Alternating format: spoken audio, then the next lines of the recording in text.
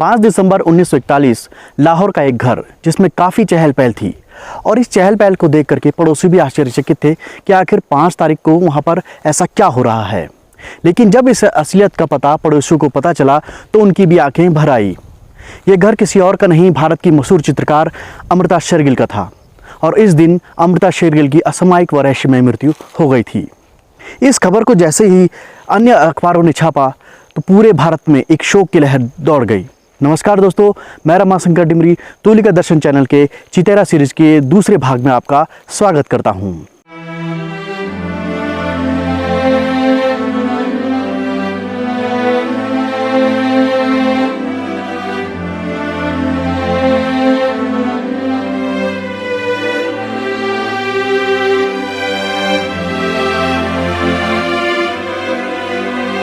अमृता शेरगिल का जन्म 30 जनवरी 1913 को हंगरी की राजधानी बुडापेस्ट में हुआ।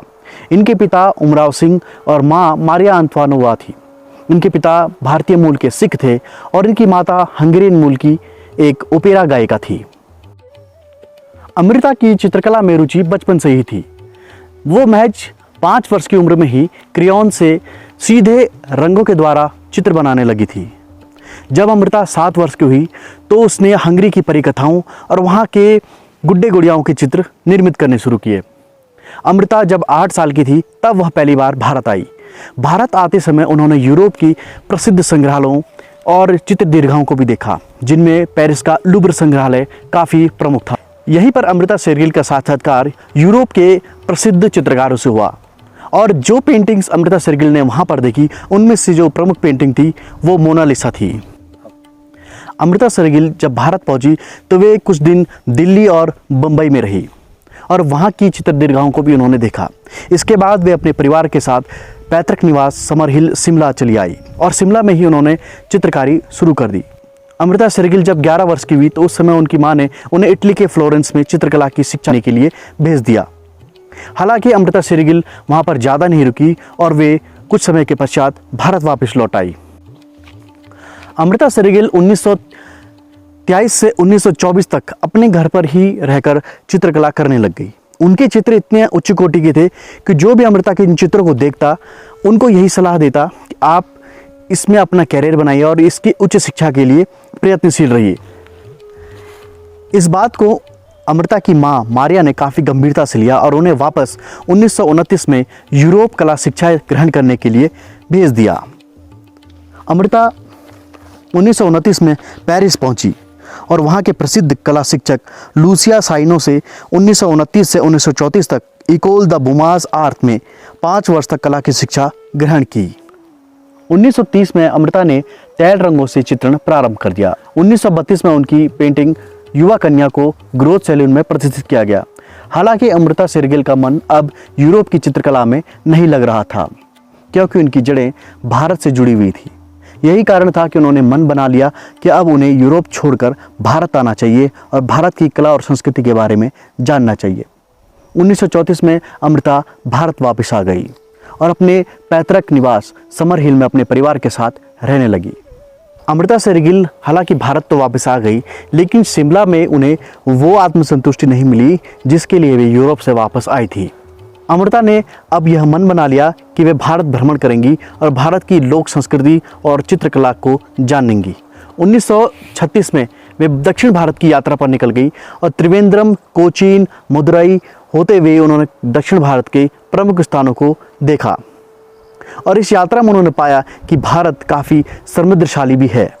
लेकिन अपनी यात्रा के दौरान उन्होंने कई स्थानों को ऐसा भी देखा जहां पर भारत की भुखमरी और नग्न लोग दिखाई दिए। अमृता इस दृश्य को देखकर काफ़ी विक्षुब्ध भी हुई क्योंकि उन पे यूरोप की परवरिश का प्रभाव था। हालांकि महाराष्ट्र की यात्रा में उन्होंने अजंता एलोरा और अन्य गुफाओं को भी देखा।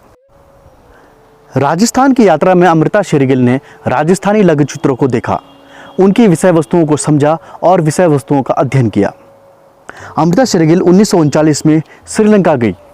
श्रीलंका में जाकर अमृता शेरगिल ने वहाँ के बौद्ध साहित्य और बौद्ध चित्रकला का अध्ययन किया। इस पूरी यात्रा में उन्होंने श्रीलंका की लोक कलाओं और श्रीलंका की लोक कहानियों पर आधारित चित्रों को भी देखा। श्रीलंका की यात्रा से वापस लौटते समय अमृता शेरगिल महाबलीपुरम के दर्शन भी करने गई। उसके बाद वे मथुरा होते हुए वापस समर हिल शिमला आ गई। अब बात करते हैं अमृता शेरगिल के कला पक्ष की। अमृता शेरगिल हालांकि यूरोपियन शिक्षा पद्धति से प्रेरित थी, लेकिन भारत की गरीबी और भारत की लोक चित्रकलाओं को देखते हुए अमृता ने अपने चित्रों में इन चीज़ों का समावेश किया। अमृता शेरगिल को आरंभ से ही मानव चित्रण ने बहुत प्रेरित किया। यूरोप की शिक्षा का यह असर था कि वे नग्न मॉडल बैठाकर मानव चित्रण करती थी। उन्होंने शारीरिक सुंदरता का बखूबी से चित्रांकन करना शुरू कर दिया, जिसके दर्शन उनके चित्र स्त्री की पीठ में साफ दिखाई देता है। उन पर भारतीय लघु चित्रों व लघु चित्रों के रंग संयोजन का गहरा प्रभाव पड़ा, जिसे उनके चित्रों में देखा जा सकता है। अमृता ने शुरुआत तो जल रंगों से की थी, लेकिन उनकी कला को स्थायित्व तैल रंगों से ही मिला। भले ही अमृता ने तैल रंगों का प्रयोग किया, लेकिन उनकी कला में टेम्परा भित्ति चित्रण के लक्षण दिखाई देते हैं। अमृता ने भारतीय संस्कृति, परिवेश व ग्रामीण जीवन का जितना चित्रण किया, शायद ही उनके समकालीन किसी चित्रकार ने किया हो। अमृता ने एक बार स्वयं ही कहा था कि अगर भारत में गरीब न होते तो उन्हें पेंट करने के लिए कुछ नहीं बचता। अमृता शेरगिल के उन 5 चित्रों की बात करें जिन्हें आलोचकों व दर्शकों ने काफ़ी पसंद किया, तो उनमें प्रमुख हैं पर्वतीय पुरुष, पर्वतीय स्त्री, ब्रह्मचारी, वधु का श्रृंगार और बाजार जाते दक्षिण भारतीय ग्रामीण। इसके साथ साथ फल बेचने वाले या केले बेचने वाले अमृता शेरगिल के प्रसिद्ध चित्र माने जाते हैं। अमृता शेरगिल जितनी अच्छी चित्रकार थी, उतनी ही प्रसिद्ध उनकी शख्सियत भी थी। अमृता शेरगिल का नाम कई पुरुष मित्रों से भी जुड़ा, जिनमें प्रमुख नाम था उत्तर प्रदेश के एक जमींदार यूसुफ अली खान, जो अमृता के साथ पेरिस में थे। कहा जाता है कि यूसुफ अली खान से ही अमृता ने पहली बार सगाई की थी। हालांकि यूसुफ अली खान एक रंगीन मिजाज किस्म के पुरुष थे। उनके अन्य महिलाओं से भी काफ़ी चर्चे प्रसिद्ध थे।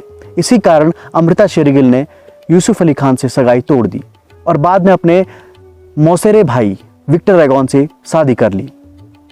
अमृता शेरगिल का नाम सिर्फ यूसुफ अली खान से ही नहीं जुड़ा, उनका भारतीय और पाश्चात्य कला समीक्षकों से भी काफ़ी नाम जुड़ा, जिनमें कार्ल खंडालावाला, बदरुद्दीन तैयब जी, खुशवंत सिंह और भारत के पूर्व प्रधानमंत्री और भारत के प्रथम प्रधानमंत्री जवाहरलाल नेहरू भी प्रमुख थे।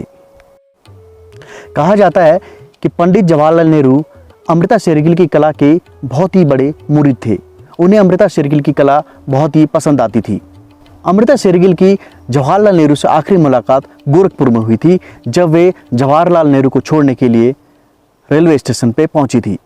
अमृता शेरगिल की जवाहरलाल नेहरू के साथ में गोरखपुर रेलवे स्टेशन की तस्वीरें तब काफ़ी सुर्खियां बटोर चुकी थी। अमृता शेरगिल जहां अपनी कला साधना में व्यस्त थी, वहीं उनके पति विक्टर एगॉन लाहौर के प्रसिद्ध गंगाराम अस्पताल में मेडिकल प्रैक्टिशनर थे। अमृता 1930 के दशक में लाहौर में ही अपने पति विक्टर एगॉन के साथ रहने लगी। अमृता शेरगिल की लाहौर में काफ़ी सारी कला प्रदर्शनियों का आयोजन हो चुका था। ऐसे एक कला प्रदर्शनी का आयोजन 21 दिसंबर 1941 को होना था। इस प्रदर्शनी के मात्र 16 दिन पहले ही 5 दिसंबर को अमृता शेरगिल की असामयिक व रहस्यमय मृत्यु हो जाती है। जब यह खबर लाहौर के अखबारों में छपती है तो पूरे कला जगत में सन्नाटा छा जाता है। कुछ कला समीक्षक अमृता शेरगिल के इस रहस्यमयी मौत को उनके असफल गर्भपात का होना भी मानते हैं। हालांकि अमृता शेरगिल की मां यह मानती थी कि अमृता शेरगिल की मौत का जिम्मेदार उसका पति विक्टर एगॉन ही है, क्योंकि अमृता शेरगिल का वो असफल गर्भपात विक्टर एगॉन ने ही किया था। अमृता शेरगिल का अंतिम संस्कार 7 दिसंबर 1941 में ही लाहौर में कर दिया गया। अमृता शेरगिल अपने मौत से पहले कुछ पेंटिंग्स में काम कर रही थी। उनकी मृत्यु के बाद ये पेंटिंगें अधूरी रह गई। आपके लिए उन पेंटिंगों को आप अपने स्क्रीन पर देख सकते हैं। अमृता शेरगिल की काफ़ी सारी पेंटिंग्स उनके पति विक्टर एगॉन ने यह कहकर national gallery of modern art को दे दी कि वो इनका रखरखाव नहीं कर सकते हैं। हालांकि अमृता शेरगिल की काफ़ी सारी पेंटिंग्स उनकी छोटी बहन इंदिरा के बेटे विवान सुंदरम के कलेक्शन में आज भी संग्रहणीय हैं। अब बात करते हैं अमृता शेरगिल को मिले सम्मानों की। अमृता शेरगिल को 2013 में यूनेस्को ने उनके 100वें जन्म दिवस पर अमृता शेरगिल अंतर्राष्ट्रीय वर्ष घोषित किया था। 1978 में भारतीय डाक विभाग द्वारा उनकी पेंटिंग हिल वुमन पर एक डाक टिकट जारी किया गया। इसी वर्ष 1978 में लुटियंस दिल्ली की एक सड़क का नाम अमृता शेरगिल मार्ग भी रखा गया। हंगरी की राजधानी बुडापेस्ट में भारतीय सांस्कृतिक केंद्र का नाम अमृता शेरगिल के नाम पर अमृता शेरगिल सांस्कृतिक केंद्र रखा गया है। भारत सरकार ने अमृता शेरगिल की कलाकृतियों को नेशनल ट्रेजर सम्मान प्रदान किया है, जिस कारण अमृता शेरगिल की किसी भी पेंटिंग को भारत से बाहर ले जाना गैर कानूनी है। ये था तुलिका दर्शन का चितेरा का भाग 2, जिसमें हमने अमृता शेरगिल के बारे में बात की।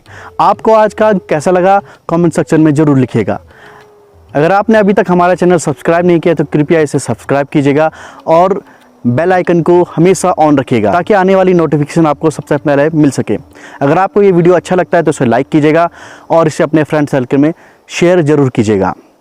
आज के इस अंक की स्क्रिप्ट को लिखा था मैंने और इसे शूट किया हमारे मित्र देव बलूनी के द्वारा। आपको आज का अंक कैसा लगा यह आप ज़रूर हमें बताइएगा। अगर आपके कोई भी प्रश्न है, कोई भी क्वारी है तो आप कमेंट सेक्शन में ज़रूर लिखिएगा। आपके सुझावों और प्रश्नों का हमें इंतज़ार रहता है। तो आज के लिए दीजिए हमें इजाज़त। नमस्कार।